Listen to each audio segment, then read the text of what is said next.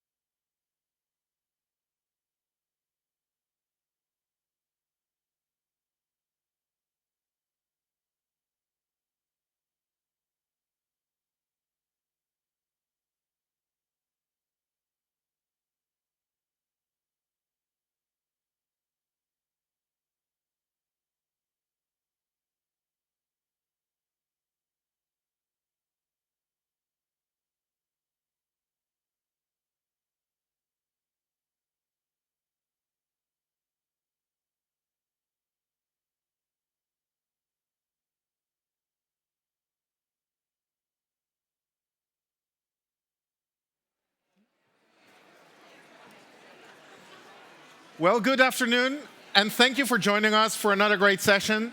At this part, we're going to discuss the psychology behind a great leader, and I'm extremely happy to have two great guests here today. They're going to introduce themselves shortly. We have Marcel Peijnenburg and we have Fleur Husken, and they represent different leadership styles, but as we can all see, and compared to me, different generations too. So we're looking to explore the different views, the generational views and the individual views.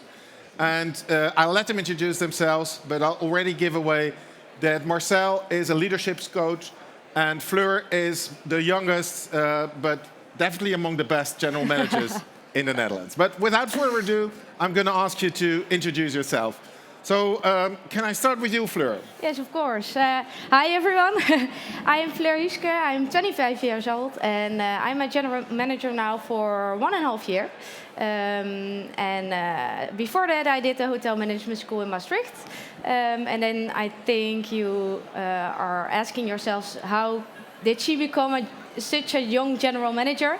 Well, I did the Next GM Challenge. It's a challenge, a Next GM Challenge, which I did when I was studying at the Hotel Management School in Maastricht. And I thought, okay, my biggest dream is to be a general manager. So I applied, and then eventually I won. So that's why I'm now here as a general manager of Postillion Hotel in Amersfoort, Veluwemeer. And if you allow me, you won the title of being the position of general manager, but there's already a new contest. They decided to keep you. So you're currently not just the winner of the position, you're the legal holder of that position that you earned yourself. So. Yes, that's why I'm still the general manager after 1.5 years. Because obviously you did a great job, otherwise they wouldn't keep you. I think so. So it is. Yeah. Great. I'm sure we're going to talk a bit more about that. But let's go to Marcel, whom I know because we were in the same year in hotel school, another hotel school. 86. Maastricht. No, the hotel school. No, let's not go there. Marcel.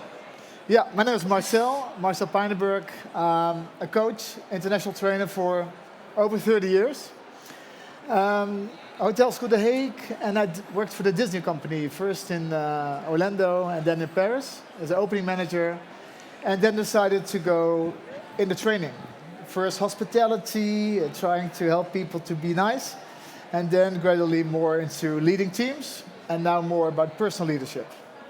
Yeah, and you coach a lot of people, both nationally and internationally. Yeah. You have coached, you told me, some teams and individuals in the hotel sector, but also in other companies. It is. But I remember vividly you're from a family that has their roots, like Fleur's family, in hospitality. So that's what you both have in common. Yeah, my father had a Michelin star restaurant in the Netherlands, in Allegro, close to Breda. So that was my father for, I think, 30 years, and then my brother took over. So. And if you hear that story of Fleur, who's a general manager at 25, you're currently 25, but you won the contest when you were 22. 22. Or 20, yeah. Well, going on 23, but somewhere there. Can you imagine yourself being a general manager at that age? No. At 22, I think I was still being in the bar of the hotel school, being drunk, and.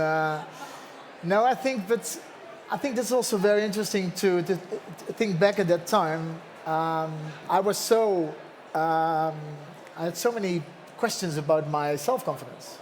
So at that time, if you already have the possibility to be a general manager and already have that strength, it's quite an achievement. I think you just need to do it, and then everything is going to be fine.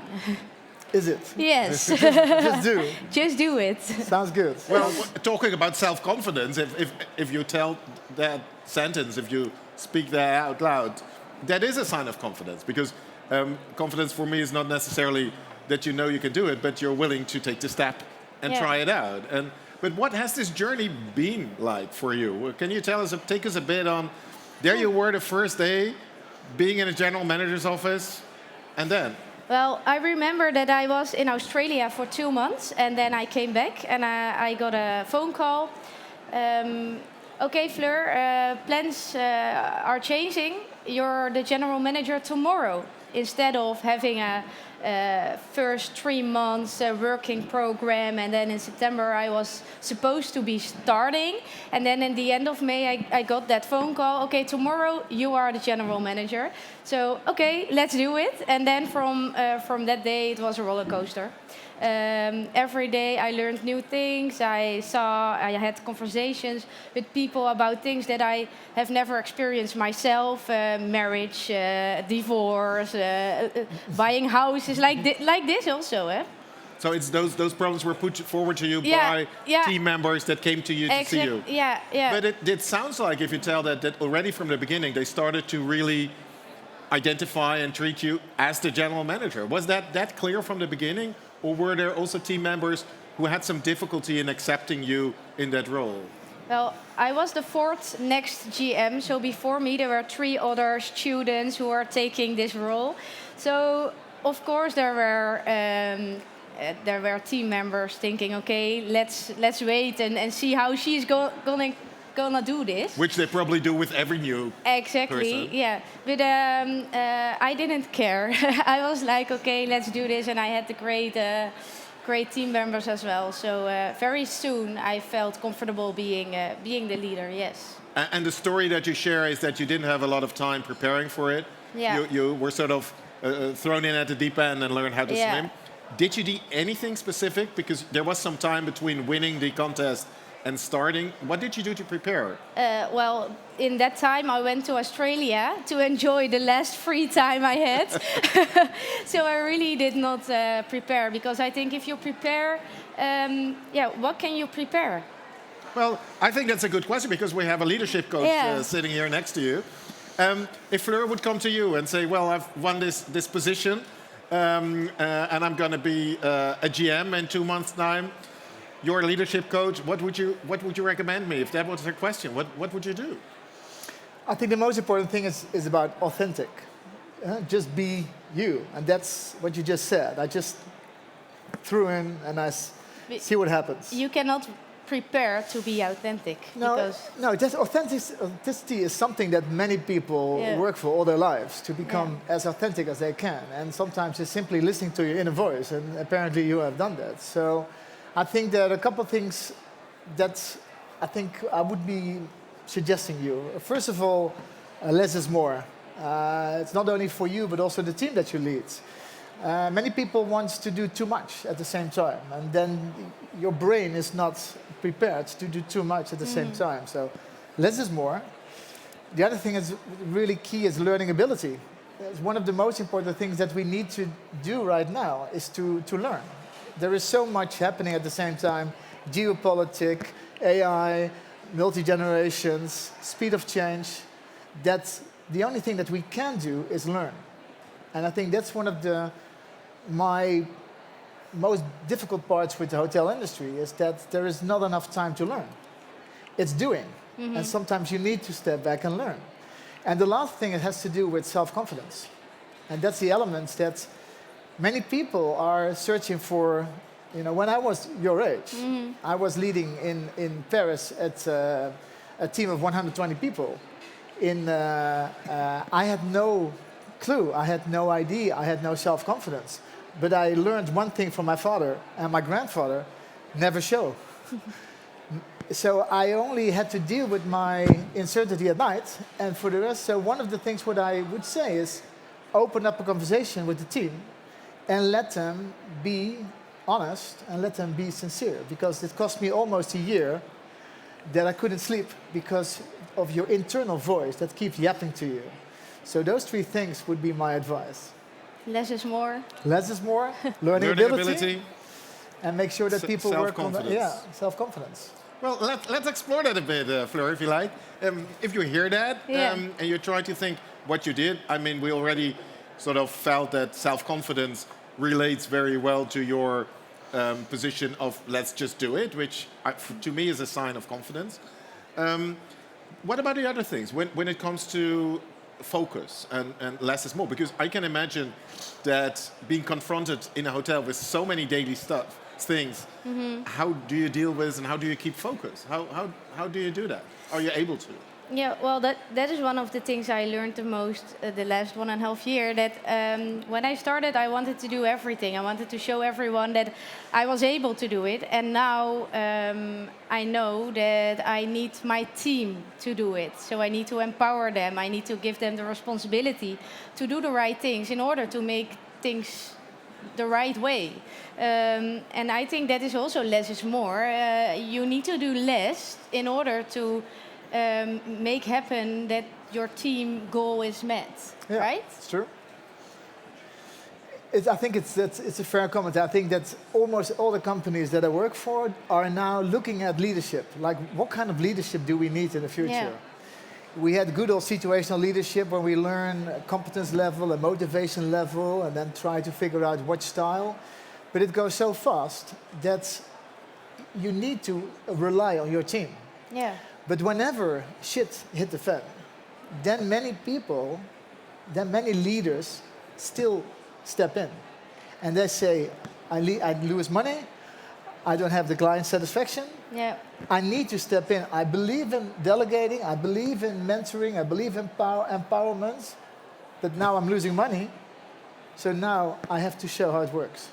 And that time, people will feel that immediately, that there is empowerment, but whenever it's getting tough, then you step in. So you have to make sure that that concept is not happening. But it's still hard to hard. not step in. Because you have private equity, you have owners, you have shareholders. You say, I want EBITDA, I want revenue, I want revenue. And then you say, well, I believe in my team. Yeah, but I believe in money. Yeah. So it's a tough balance. It seems like what you're talking about is very much a universal aspect of leadership. And there are obviously generational differences that take place. The old-fashioned concept of leadership that I was brought up with is that a leader doesn't hesitate, knows everything. Even if they're not confident, they show confidence. And I think we've grown quite a bit as an industry, as people, and we're moving into a new era. What is the modern leader? How do you think it evolved? What is today's leadership at its best? I think one of the stories that I still remember is the story of Gaia. And Gaia, they make beautiful wines. The best winemaker in the Piemonte. They make Barolos and Barbaresco with the pasta, some olive oil. And they have a story and they say, you have to believe in 30% doubt. In every decision that you have to make, please let 30% doubt be part of that decision. Never be 100% sure, because whenever you are certain for 100%, you don't learn. You don't innovate, you don't ask questions, you don't change, you simply do. So 30% doubt. And when I was young, doubt was being perceived as weak. Yeah. You know, come on, a strong leader, they know, they take decisions, they be firm. And the essence of a certain level of doubt, the essence of a certain level of being vulnerable, is much more in the here and now. I didn't learn to be vulnerable. I didn't learn to be weak in that sense. No. And now I perceive it as strength. So that's one of the changes we've seen in leadership, that there's more room for that. And I see you nodding, Fleur. What's that like for you? Do you feel that you have room for vulnerability? To my team or to... Yeah, and the way you act in your role and how you feel about performing. Yeah, I think if you are vulnerable and you use the strengths of your team members, for example, I have team members who know much more than me because they have experience over 30 years. So why shall I... I will ask them if I don't know. And if I pretend that I know everything, well, I don't know, then they will know as well. So I think a great leader is also to use the strengths of your team members in order to get better, to have a better result. And for that, you need to be vulnerable, yes, because you need to accept that you don't know everything. And probably they also know because you step in at a young age, so they probably don't expect you to know everything. yet they do expect you to take on a leadership role in that sense. Exactly, yeah. You're very young and you have had limited exposure to other companies, but I know you have worked in some places and seen other companies. Yeah. If you look at current leadership models you will find in many hotel establishments and the ones that you have seen, what are the mistakes that we're making in my generation?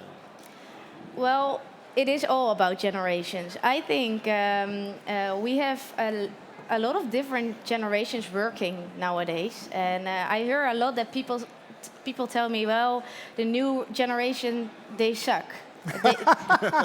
They cannot work. They are always too late. They say that about every new generation. Exactly. Yes. And I think that like 10 years before, maybe people told the same. So I think we need to, as leaders, we need to adapt and we need to change every time. And we need to find a balance between the older generations and the newer generations. And you need to know which generation you have in your team and in your company in order to be a great leader. So yeah, it is all about generations, and you need to adapt. And it's an interesting point of view you bring in, because if you look at leadership questions and generational questions, the question we often ask ourselves is, we as managers, if we manage young people, how should we adapt? But you're in a position where we can ask you, if you manage people my age, how do you manage us? How do you do that? What do you do different compared to those who are in your own generation? Slower.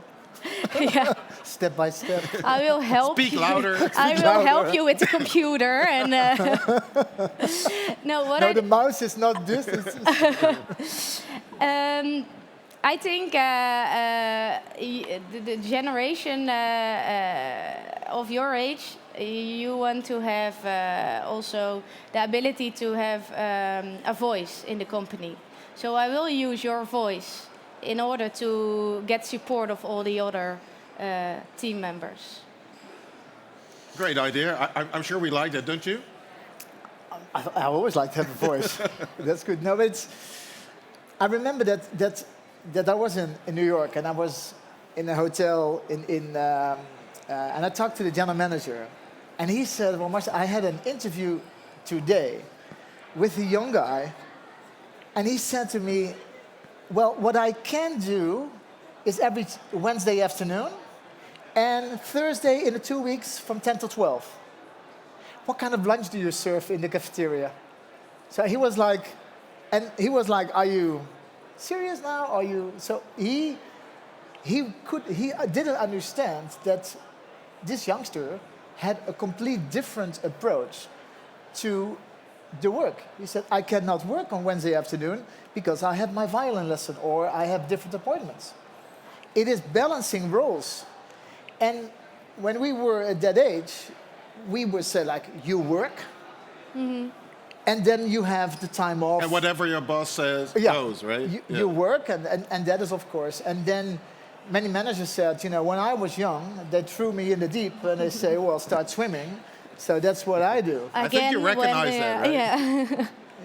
Yeah. The model quite often is, I had to suffer, so you're going to suffer too. So if I had to obey, you're going to obey When too. I was young, in the past, it was better. Now we are here today, so we need to look what's the best for today and this year and the upcoming years. The difficult part about many managers understand this concept intellectually.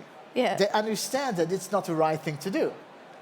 They understand. So whenever you talk to them, they say, yeah, no, absolutely. We have to trust people, give them space, new age, new time. But whenever they are using their brain for something else, and they depend on their patterns, on their automatic behavior, they act as they did yesterday.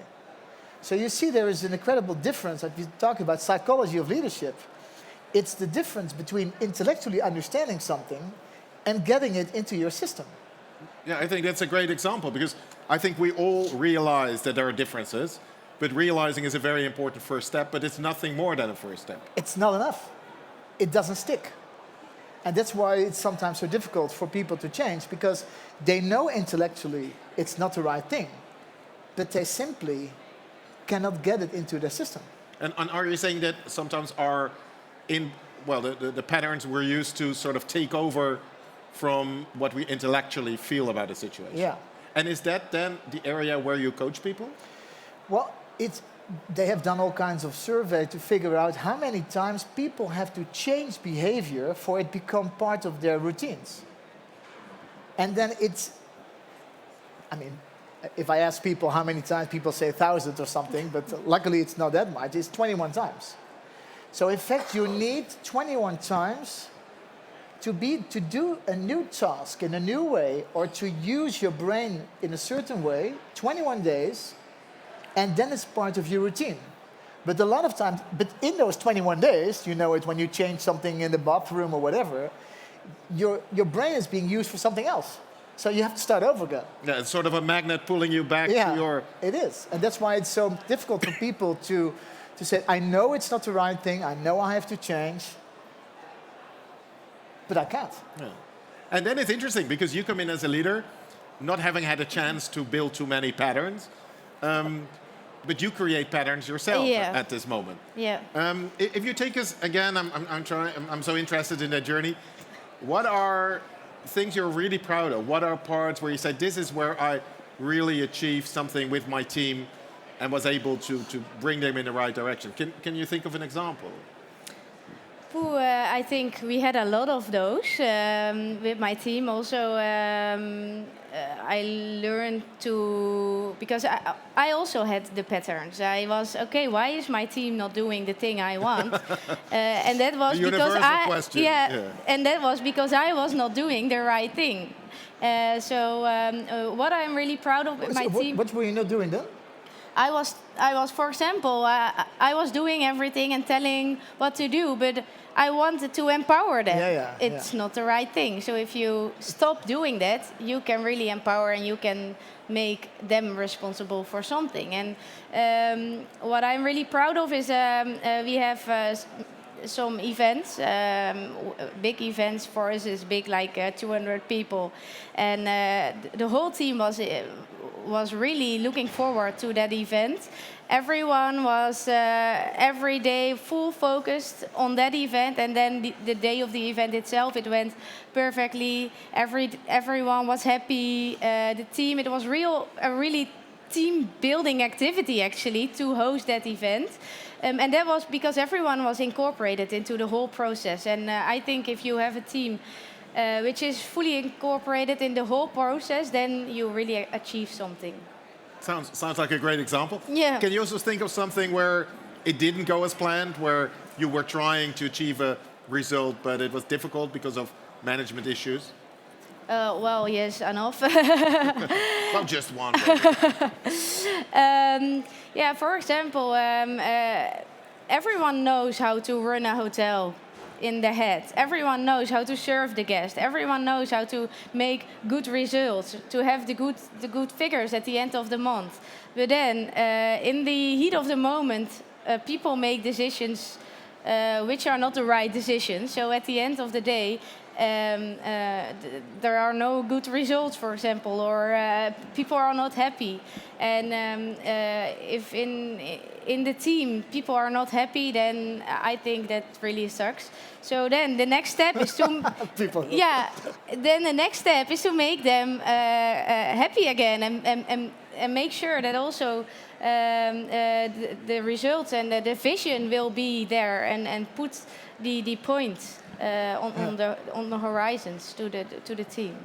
Yeah, so it's about trying to get everyone on board, trying to get what you say, that incorporated approach where everybody feels part of the team. Yeah. I had an experience slightly like yours when I was 22 and doing my traineeship. I was sort of replacing the GM for a little while in a hotel in Bonaire in the Netherlands Antilles. And what I remember is what you just said. I tried to make people feel happy, but if I look back upon it, what I did is that I overdid it because I wanted to please them. And Labrador. Yes. How do you keep that balance from making people happy and not being a pleaser? Because sometimes as a manager or a leader, you've got to make decisions that people don't like. I think you need your team for that. So you need to know your team and you need to know the individuals in your team, but you don't need to be part of the team. And keeping that distance I think that's what's making you a great leader. So knowing the strengths and the weaknesses of everyone and using it to make sure everyone is on the right place and everyone is happy and is smiling every day, but keeping the distance. Well, I see our very experienced international coach nodding in agreement, so it must be that you're saying the right thing. You have extensive experience. You have some great companies on an impressive list of patrons that have worked with you. If you listen to all this, is this the type of questions that you talk about with your clients? I think it's very nice to talk with you. Huh? I think it's nice to listen to your stories, and I can relate to them. One of the stories that came to mind is when I was at the Four Seasons Hotel in Baku, in Azerbaijan. And in that hotel, fantastic, beautiful hotel, a lot of oil money, beautiful hotel, everything was there. So they wanted to build the highest hospitality level available. And they had all those incredible Four Seasons trainings, Hospitality 1, Hospitality 35, I don't know. And it didn't work. And the employees, the front office, food and beverage, doorman, they were not. And then they said, why is it, this is a proven record, Four Seasons is a beautiful concept, everyone knows this, the certain level, why is it not working? And it didn't work because of the fact that the people who worked there, they had a whole different view on the guest. The guest paid more for a night than they made in a month. They looked at the guest from a perspective of, the guest is all over there, and I'm just here. And they come from a Soviet background. Their father, they have to bow for their father, for instance, and they came here, and then they had to approach the guest, be open to them, be nice to them. So the whole training program didn't resonate with them at all? Didn't resonate. So what they did, they had a whole group of psychologists coming in. And they had all kinds of sessions to talk about self-esteem, self-perception. And then the general manager said, if I finish this part, that they have a different approach on how they view themselves, then I start giving all those hospitality trainings for Four Seasons. And then it worked. So it will only resonate if you got an audience that is really ready and able to work with that. Yeah. Because that multicultural part, is that also part of your experience? You probably have a team that represents that is represented by different cultural backgrounds. Yeah. Do you see any differences there? Yes. Yeah. Even in the Netherlands, if you have people from Amsterdam or you have people from the west of the Netherlands, you really experience different way of how you need to approach them.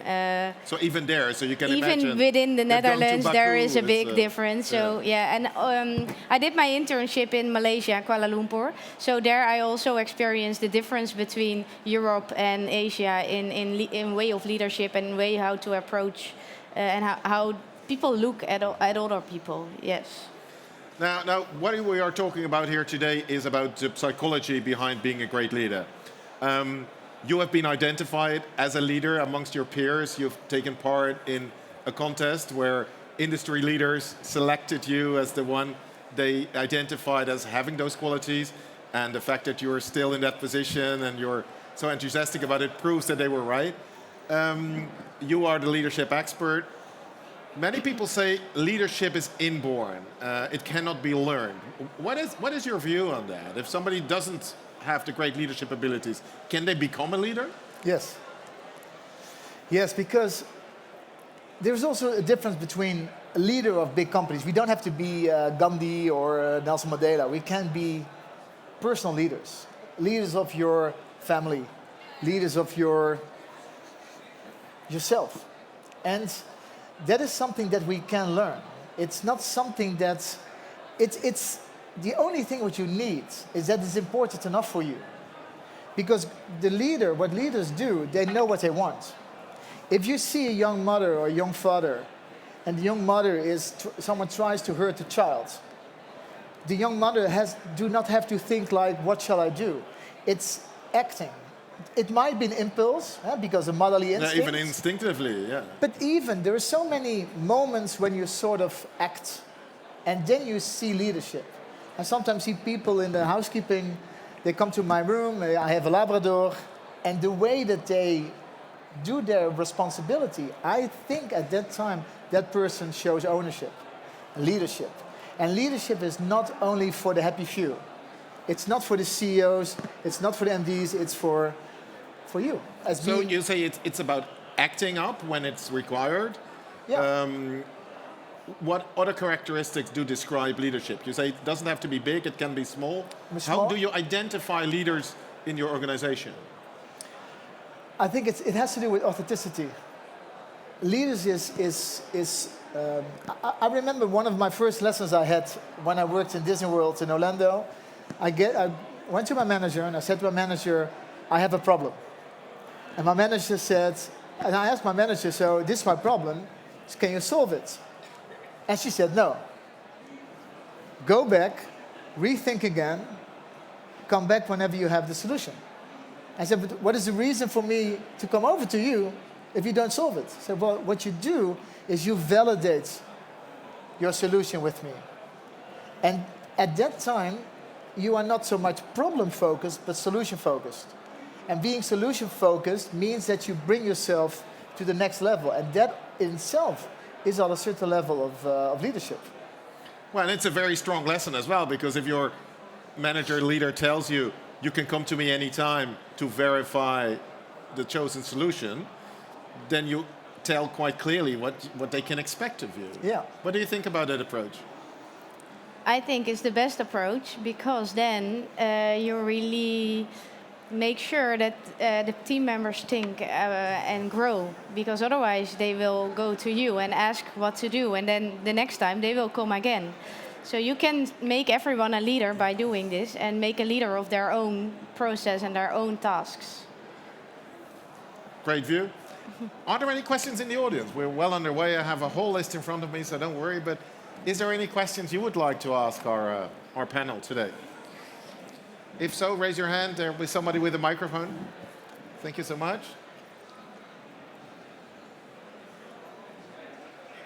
Oh, I think it needs to be pushed up. Hello. Yeah, perfect. Thank you so much for this incredible panel. So on the topic of leadership, similar to the question you asked already, Sander, in terms of being a friendly leader, like it's something like in the company I work, our digital strategy, there's a great community vibe. Everyone is sort of friends. And then when it comes to people like Elon Musk and Steve Jobs, for example, these were considered not great people to work with, but incredible leaders. So what is your view on those people that like work their employees to the ground, like Elon Musk, and then the other side where everyone is easygoing, they're like, we want to help you, here's meditation sessions. Kind of, what's your view on those two types of leadership? I think that has a lot to do with the vision. If you have an incredible vision, like Elon Musk or like Branson or others, Steve Jobs, they are so strong in what they stand for. They are so strong in what they believe in that you follow not per se the person, but more the vision. And not everyone is as lucky to be as visionary. And some people need much more their personality to play a role. And I just want to be a good leader. I want to be a good father or a good, without per se being the most visionary. And I think that you don't need to be friends, but what you should do is get the best out of your people. That everyone finds themselves valuable. I think that's the more important thing. I think that there will be quite a change in leadership. I think the whole concept of performance cycles and appraisals and bosses and organograms and all those kind of things, that's from the past. There will be less management and more professionals. I remember that I once worked for the ING Bank, and I trained in ops and IT banking over 700 managers, leading 10,000 people. 700 managers. And at a certain time, the role of most managers were managing managers. So my biggest task is to manage. But at a certain time, you say, okay, what is then adding value? And then they were delayering. And I think from the 700, they could easily got 400 out without losing any quality in the cycle. So I think that we have to stop managing all day. Put value. And if you put value in place, people get inspired and they will work. They will enjoy being part of it. It's the same as in a sport team. It's the same as in a family. Well, your advocacy is for inspirational leadership. It's about giving people room and stop managing too much. So that's very much a way to go forward. We're looking at the challenges that today's leaders are facing. That may be one of them. The question also, thank you for that, led to your answer of making the difference between those leaders who are extremely visionary and those who are people managers, which are not necessarily the same. And it also depends on the scale of the company, I guess. And I'm interested, Fleur, if you look at what are the big questions for managers today? What would you had the chance to experience it without being influenced too much by previous experience? What should we do different in order to be successful among your generation in this day and age with the systems available today? What we need to do different is to look at the people individually instead of putting them into one generation. And okay, you are 40 years old, so I am going to treat you like this. I think as a leader, you need to adapt the whole day. You need to to be yourself, and you need to stay authentic. But you need to adapt to every situation, to every team member, in order to be successful. And they need to know that you hear them, and you need to listen carefully instead of talking, listening. And what do they want instead of what do you as a leader want? Yeah, I think that resonates very well with something that you said in the beginning, Marcel, and that is reflection that is necessary, but for mostly the learning capacity, which is something that is crucial to leadership. And at the same time, you said that in hotels, we don't do such a great job, if I can put it that way, in creating a learning organization. Yeah. What do you think we need in order to change that? I think that the majority of the hotels, what I see, it's so much about doing. It's performing, we have tasks, we have this, we have 25 people checking in, we have to do this. There is so much focus on operation. And whenever you have meetings, you sort of look for the solution. Okay, next. So it's and a lot of times meetings sometimes are cancelled or one-on-ones is cancelled because operational is busy, people got sick, we need to step in and we have to work. And if I compare that to the make industry, ICT, engineering, the organization where I work, you feel that there is more emphasis on abstrahism.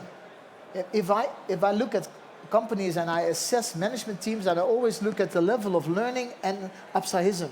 And abstrahism for me means, can you look at things from a different angle? Or is your view your view? And if this is my view, and there is no other perception for it, then it stops. And that's extremely difficult in hotels because it's 365 days a year, operation 24 hours a day. So there's a continuous stream of little, small, big challenges that need to be solved.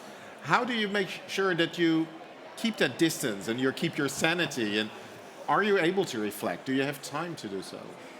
Yeah, every day when I drive back home, I reflect on the day. I learned myself to do that. And also I think it's really important to do a leadership program. At our company, we do have, for all the managers, we do have a leadership program where we really reflect and help each other. And I think that's a really great thing for a company to do, to make your leaders better and let them grow. At least I grew a lot because of that program. So I experienced that is very great. Yeah. So keep on learning is the way Yeah, and to build time for yourself. Yeah. Put your feet on the table and think. Yeah. And confusion. You have to confuse people. If you confuse people, if you have a meeting and people step in and they all accept or expect the same, then they are still busy with their department's activities or their, I have to go to the Appie Heijn tonight, or I don't know, they have all kinds of things. And if you start confusing them by doing something that they completely do not expect, like, what the fuck is going on here? Something changed. And then people are like, whoa, what's happening? So then they are again in there, then they are here. Yeah, and what you basically said keys in very much with what you said before. It's about breaking through your patterns that you've built up. Yeah. And what I've come to recognize in hotels, we often say, if it ain't broke, don't fix it. And I think from a leadership perspective, you could say, if it ain't broke, break it. Break it, yeah. Because you need to... Not too much, of course, because, you know... Did you do that? Do you have an example? I'm very curious about it. In my time when I was a manager? Because somewhere you learn... I had to... I remember that I had my first training. I was one of the... in Paris, I was 5 weeks before opening 12 April. And I had 120 people here, and I was their trainer. And of course, I had prepared, but it was, of course, very... So I took a rugby ball. I remember that. And it was in Paris. And I took the rugby ball, I threw it into the audience, and people were catching it, and then they went from there to there. And after 5 minutes, it came back to me. And I said, so what do you think is my purpose with this? I had no clue myself, but I just did it. I had no clue why, but I just did something. And then he said, well, Marcel, we are one team, and it's top sport. So, okay, well, thank you. So, I mean, it's sometimes you don't even know yourself. No. It is simply doing something what people do not expect. And people then are like, okay, what's happening here? And then... It sounds like we end where we started, and that's just do it, right? Fleur, you got to start at a career at a point in your career where most people end up after 10, 15, 20 years. What's your plan? Where are we going to find you in 5 years' time, 10 years' time? I want to have my own hotel. So still in the hotel industry. I'm not going to leave it. But yeah, that's my dream. Hotel. My own hotel, yeah. Nice. So you should come visit it. We all will. I'm sure I'm not sure yet. And then I cannot let you go without asking, how will the management be different from all the hotels or the most hotels that you know today? Everyone needs to be responsible for what's happening in the hotel. And that's a really, really hard job, because that's a job I'm facing every day, that I think, okay, you need to feel the same responsibility as I feel. But I think that's my goal, to make people feel responsible, to show everyone how great the hotel is, and to meet the goals. And that's the empowerment you talked about earlier. Exactly, yeah. And if you could give these people one advice, if you want to build on this, if you want to break through your own patterns, which seems to be a major thing, what is a way to improve your own leadership? Or what questions could you ask yourself? What actions could you take? Yeah, I think dare to confuse and dare to doubt. Dare to doubt that it's okay not to know for sure, that it's okay. And when we are young, we want to have certainty. So it's don't talk about doubt, because doubt is my middle name. So I'm always doubting every day. So now I want to have something that is clear. So I think doubt is one thing. And the other thing is from Stephen Covey, which I really enjoy, is that it goes so fast right now, and there is so much tumult in the world. There is so much on the geopolitics. There is so much AI coming in. There is so much uncertainty that people need something that does not change. And that is a common purpose.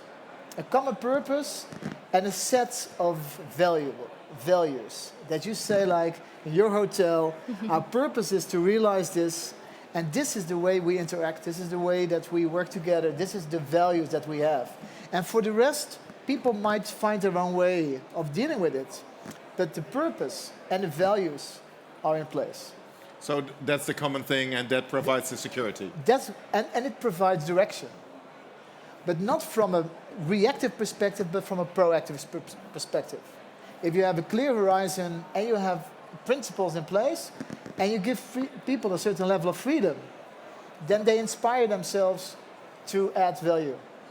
And then the theme is feel the doubt, do it anyway, right? Exactly. Ladies and gentlemen, my guests, Fleur, Husken and Marcel Peijnenburg.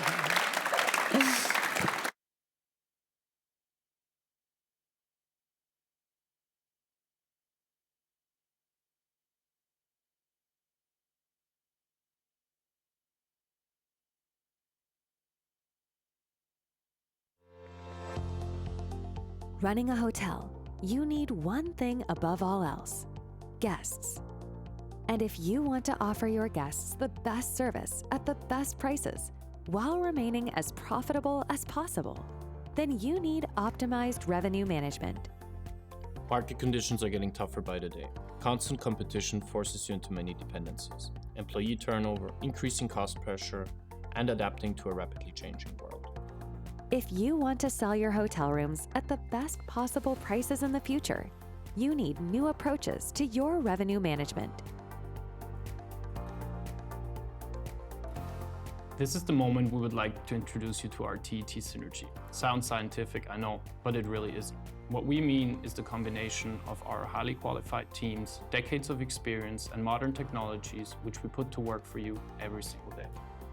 We ensure that you can increase your sales in any market situation, reduce your costs, and thus secure your success in the long term. An individually tailored growth strategy for your hotel enables you to maintain full control in any given market situation and sustainably optimize your performance. TET Synergy gives you the assets you need to prepare your hotel for future challenges. Optimization, success, and security are the top priorities at Hotel Partner. The team is the foundation on which your success is built. Ich habe das Gefühl, jeden Tag Neues zu lernen und weiß es zu schätzen, dass ich meine Vorschläge und Ideen in so vielen Bereichen einbringen kann. Der Ansatz von Hotelpartner, Hotels aktiv zu unterstützen, statt nur Technologie bereitzustellen, hat mich sofort abgeholt. Durch die teils jahrelange Zusammenarbeit mit den Partnerhotels entsteht eine Verbundenheit und man gibt alles, um die Ziele zu erreichen. Und trotz der verschiedenen Standorte bilden wir insgesamt ein einheitliches Team, was eng in allen Bereichen zusammenarbeitet. Seit bereits 17 Jahren begleiten wir Hotels durch die verschiedensten Marktsituationen, optimieren ihren Logierumsatz, senken die Kosten, erhöhen dadurch den Gewinn und sichern damit die Zukunft und das Wachstum ab. Wenn Sie wissen möchten, wie das für Ihr Hotel funktionieren kann, dann lassen Sie uns miteinander sprechen. Hotel Partner, your revenue management partner for optimization, success, security.